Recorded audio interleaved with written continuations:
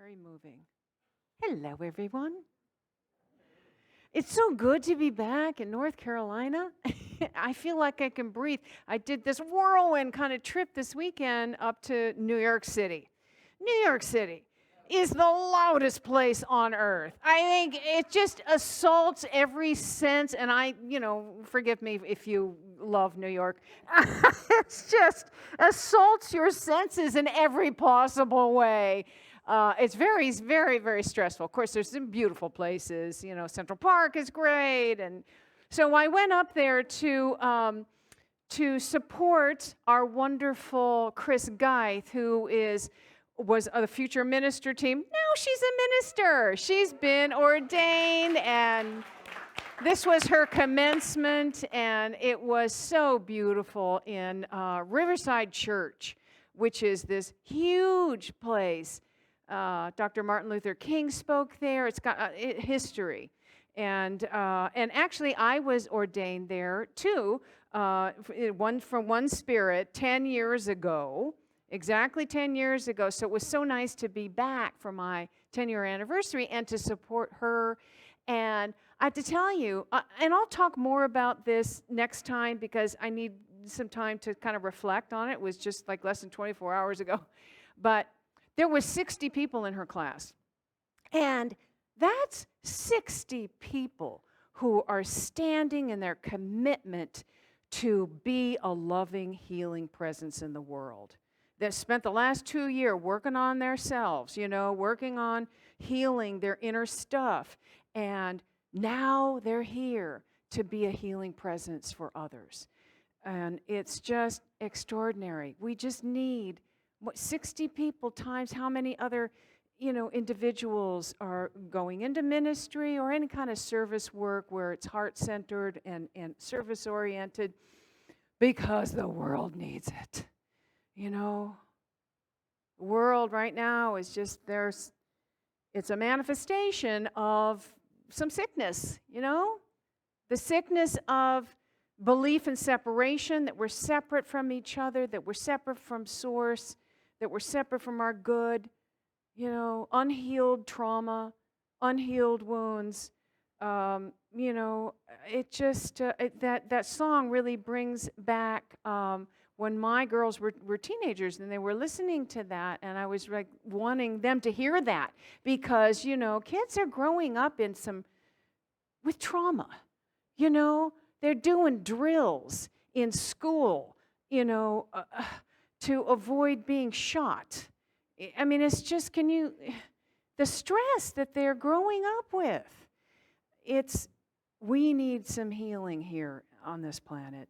And the more of us that work on our own healing, which is what I'm really going to talk about today, and then being a presence of love in the world in whatever way we do, whatever way we do.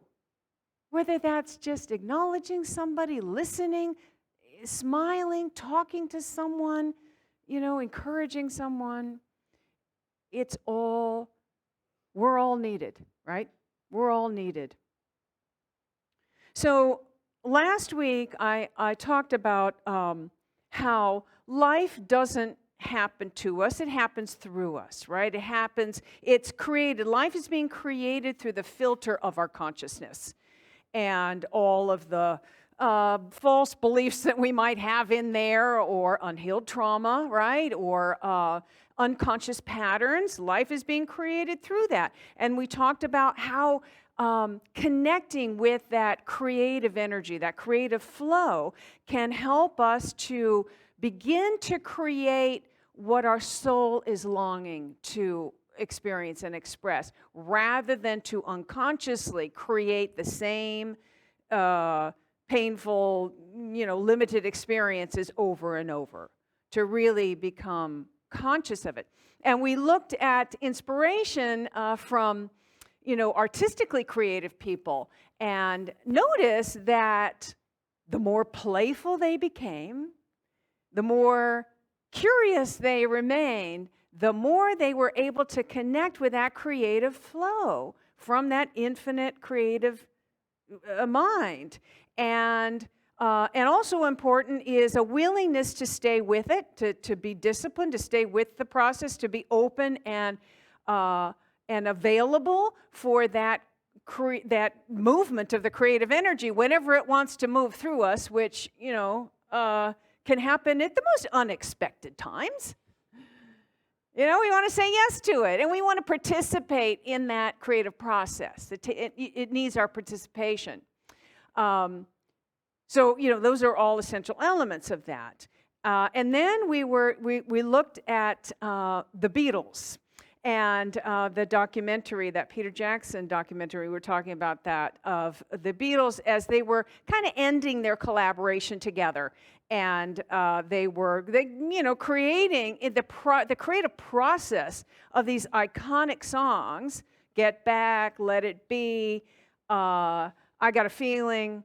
And we noticed that in the beginning, when there was a lot of tension, there was a lot of kind of negativity and resentment towards, there was like a lot of stuff going on, a lot of holding on of resentments and unexpressed things. And you could feel it, and it was blocking the creative process. And then as they began to relax and get back to their stomping grounds, their Apple Studios, and they began to get playful and relax, and that love came back into, and then, it all started to flow. This creative process is interesting, and again, if there is negativity or resentments there, it does block the process. And so rather than sidestepping the old beliefs and those unconscious patterns and unhealed wounds and try to create something new and glorious on top of that, we actually want to address it. We want to look at it, because as I talk about in my book, Breakthrough, you can create joyous, prosperous, loving experiences in your life for a while. But if there are these underlying unconscious patterns, they will sabotage that, or it just doesn't grow at all.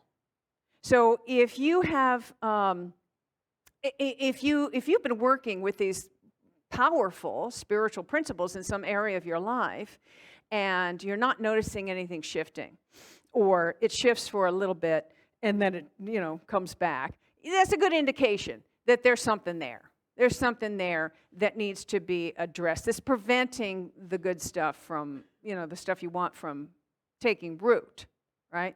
So the creative process, connecting with our divine creative mind, is a way that we can, the creativity helps us kind of peek into the possibilities.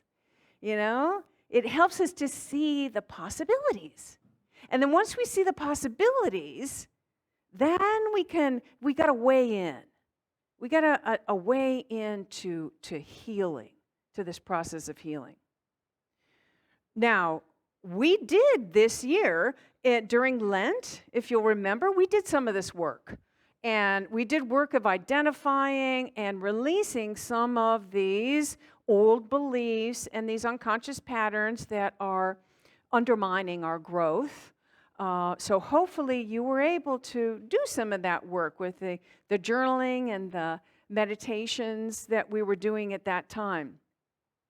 But I do know that these unconscious patterns, these unhealed wounds, they like to avoid detection.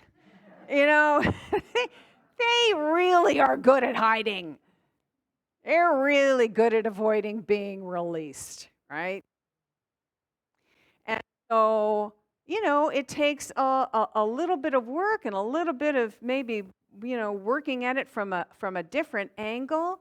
And, sometimes I think it's because we get sort of used to living from that space of those old patterns. It becomes like our comfort zone, It's as odd as that sounds. It becomes comfortable to live with things. So if you ever met anybody for the first time, and shortly after you've met them, they share their story with you, and it might sound something like, oh, well, I'm doing the best I can given all the problems I have in my life, or, a divorcee whose ex is still constantly ruining his or her life, or someone who's making excuses because of some limitation that they feel that they're victimized by.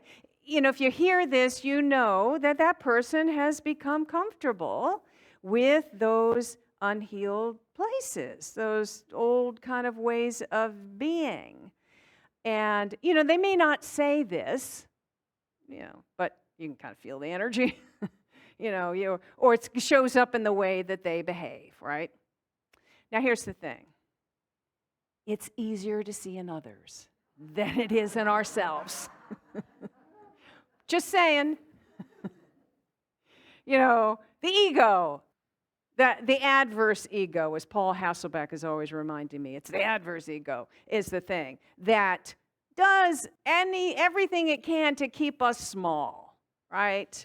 And identifying with a hurtful experience in our lives, or a challenging time, and believing that that's what's limiting us now, that's classic adverse ego, right?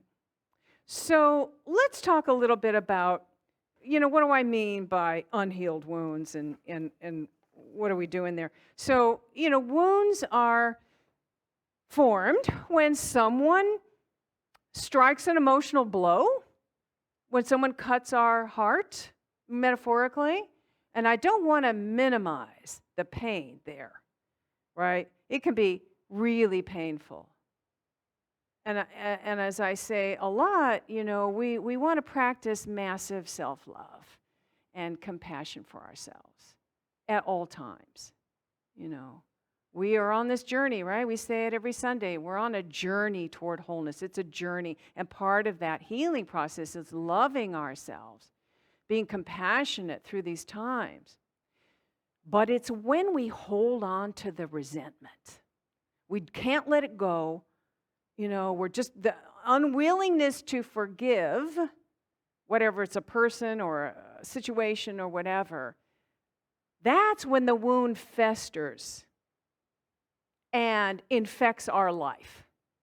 Not theirs, ours. Our life. And this happens in the collective too, right? This happens in the collective. Together, in groups, communities, even churches, communities, countries. This is why we want to constantly do the work of deeper digging and seeing what's there, what's ready to be healed, what's ready to be released. And what can we do in that process? Because ignoring it and covering it up with, positive thinking, and I just want to, create a really beautiful world, that's good too. I'm not going to, I'm not knocking that. But the inner work is really important as well. And again, that connecting with that the power of our creative imagination can really be a helpful tool to find a way in. It's kind of like going through the side door. We're going to sneak around the side door and get at that. It's just another way to get in there and find these unhealed places and to do the healing work. A physician and a philosopher by the name of Edward de Bono said, "There is no doubt that creativity is the most important human resource of all. Without creativity, there would be no progress, and we would be forever repeating the same patterns." So let's use our creativity to disrupt these patterns. And then, once we do that work, and then we can connect with our inner wisdom and follow that into action. What is mine to do now? Where do I go? What do I do? What do I say, and to whom? can be a morning prayer of connecting with that divine guidance and, guide me in this. But first comes, we want to disrupt these patterns. We want to heal these old wounds that might be sabotaging any of our actions, muddying the waters. So I find it helpful to visualize our subconscious or our soul, wherever you feel these unconscious patterns are. If you think of it in your subconscious, or you think of it in your soul, wherever. I like to visualize it as fertile soil in your garden. Fertile soil in the garden that supports the growth of whatever's planted there, whether it's conscious or unconscious. And so I'd like to do a little guided visualization with you, if you would do this with me. Kind of get comfortable, get back in that space, and if it's comfortable, close your eyes. We're just going to do a little visualization. And first, let's take some nice deep breaths. Relax the body. And you might want to focus your attention right here between, sort of your third eye, between your eyebrows and your forehead. This is where our power of imagination is centered. You might want to breathe into that space for a minute. Feel that connection.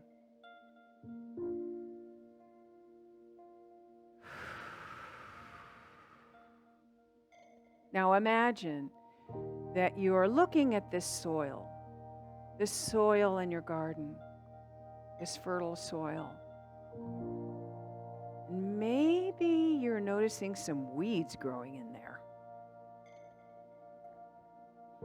Looking at that, what do those weeds represent? Old ways of being,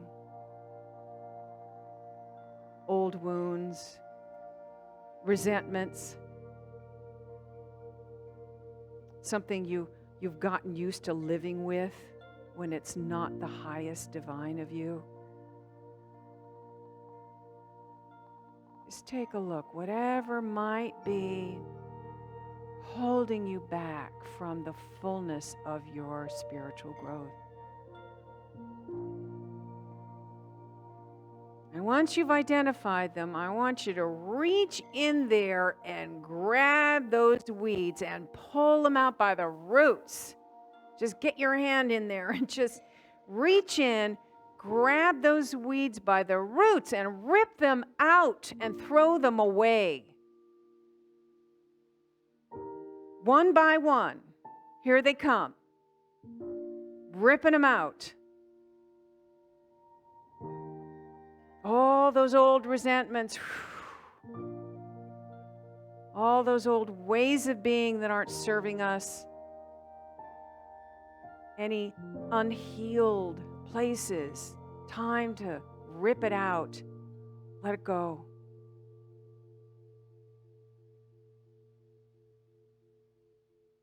And now see that soil in your garden is clear, free, unburdened.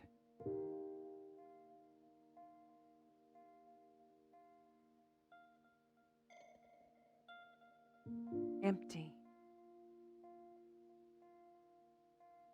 And now we're going to add into this soil some natural organic weed killer. So don't think chemical. Think natural organic substance that won't allow the weeds to grow again. And that is the word love. Love. Just imagine that seeping into the soil. Love. Saturating that fertile soil with love, which is protecting it from any other weeds to grow.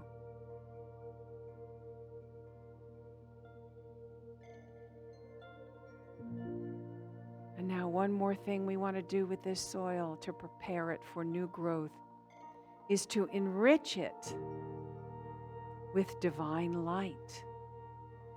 Feeling the divine from the infinite moving through you, through your subconscious, your soul, into that fertile soil. Just feel the soil infused with divine light. It's enriching the soil so that it can support the growth of what you truly want to grow in your life.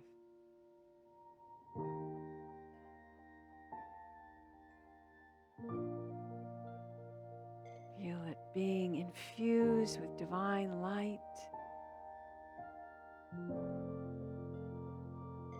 Keep breathing through this. And now, into this clear, clean, enriched soil, we're going to begin to plant. For a moment, think about the seed you want to plant there. What is your life look like? What does it look like now that all these old wounds are gone, all this resentment is gone, any unconscious patterns are gone, you're free, you're whole? What does your life look like as a radiant being of light, as a radiant being of pure peace, pure love? How is it that you're sharing your light? What does that look like?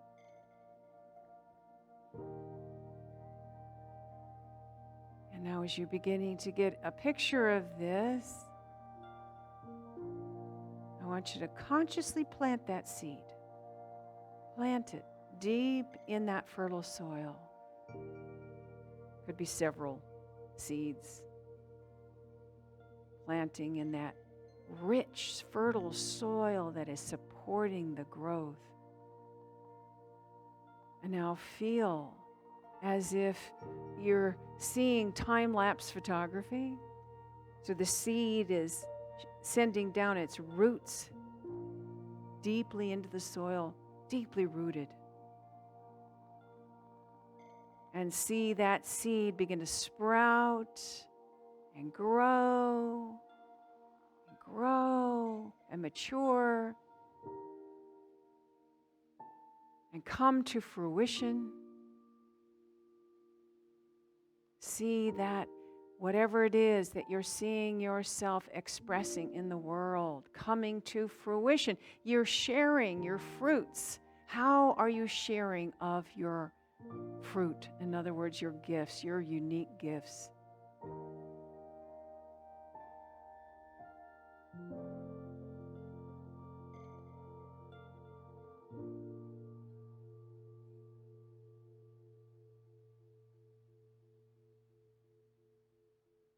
Take a nice deep breath. We begin to bring our awareness back and conclude this visualization and bring ourselves back to this moment here and now.